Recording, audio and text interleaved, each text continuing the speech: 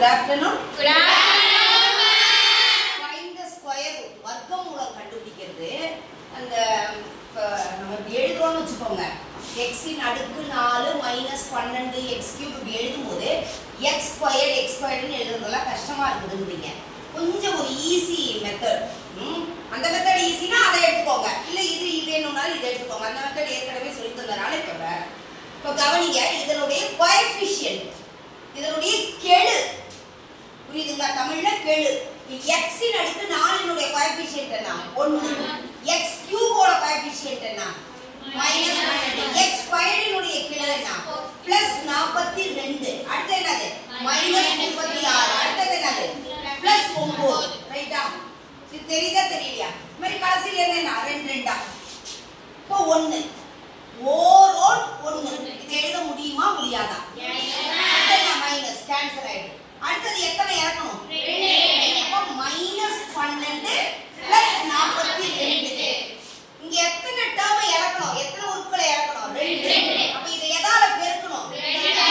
இது புரிதலுக்காக போடுறோம். ரைட்டா? ஓ 2 எழுதும்போது இங்க கேப் விட்டுடும். இப்போ இது என்னது?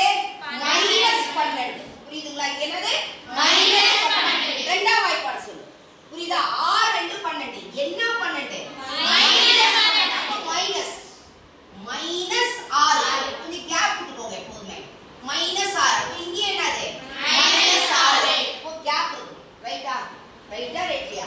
இப்போ இங்க என்ன வரும்? -6 2. கண்டிப்பா என்னதான் வரும்? -12 தான் வரும். அதுக்கு ஏத்த மாதிரி கரெக்ட்டா வாய்ப்பாடு சொல்லிரணும். அடுத்து என்னது? மைனஸ் மைனஸ் 2 மைனஸ் இருக்கா? பிளஸ். அப்ப 6 36. இது என்னது? பிளஸ். இது என்னது? மைனஸ். இது என்னையும் கேன்சல். இங்க 42ல 36 போடும். நான் சொல்லி கொடுத்திருக்கேன்.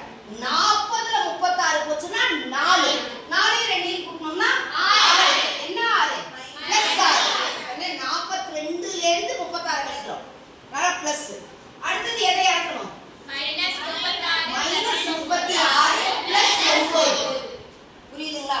இப்போ இந்த இடம் இருக்குதுல்ல, ரைட்டா? இந்த இடம் இருக்குதுல்ல, இதை என்ன பண்ணணும்? நம்ம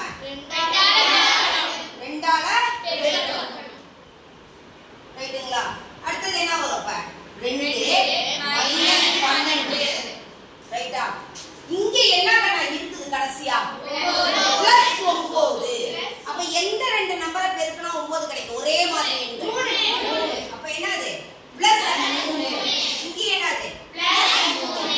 இப்ப பாருங்க, 3 2 6 +6. அடுத்து பிளஸ் மைனஸ். எத்தனை மைனஸ் இருக்கு? ஒரே மைனஸ் தான். இப்போ ஒரு மைனஸ். 12 3 36. பெருக்கவே முடியலன்னா கூட முடியாத குழந்தை அதே நம்பர் தான் வரும். இந்த இடத்தை மட்டும் கரெக்டா எழுதணும், அவ்வளவுதான். அடுத்த 3 ரைட் அடிக்கணும். மைனஸ் பிளஸ் மைனஸ் என்னடா பண்ணா வரும்? 0. எப்படி மிஸ் ஆன்சர் எழுதுறது? புரியுதா? ஆக்சுவலா என்ன ஆன்சர் இது? இது மாறிலி கான்ஸ்டன்ட். இது என்னது? x. இது என்னது? x². கொடுக்கப்பட்டுள்ள பல்லுறுப்புக்கோவையினுடைய வர்க்க மூலம் என்ன அப்படின்னா, புரியுதுங்களா? கொடுக்கப்பட்டுள்ள பல்லுறுப்புக்கோவை வர்க்க மூலம் modulus of x² - 6x + 2. Modulus இல்லாம இருக்க கூடாது. ரூட் ஆஃப் அந்த பல்லுறுப்புக்கோவை எழுதிக்கணும். புரியுதுங்களா? இவ்வளவுதான். புரிஞ்சுதா புரியலையா? ஈக்குவல் டு இது ஆன்சர்.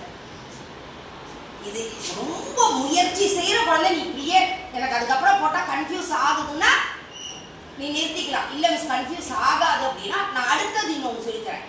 அந்த பழைய மெத்தட் இதுல கொண்டு வர்றதுக்கு ஒன்றும் இல்லை. என்னது? x இன் அடுக்கு 4. இங்கே என்ன? x இன் அடுக்கு 4. இங்கே என்னது? x³. இங்கே என்ன? x³. இங்கே என்ன? x³. இங்கே என்ன? x². இங்கே என்ன? x². தெரியல ஏன் கேப்ல சொன்னேனே. இங்கே என்ன? இங்கே என்ன? x². இங்கே என்ன? x².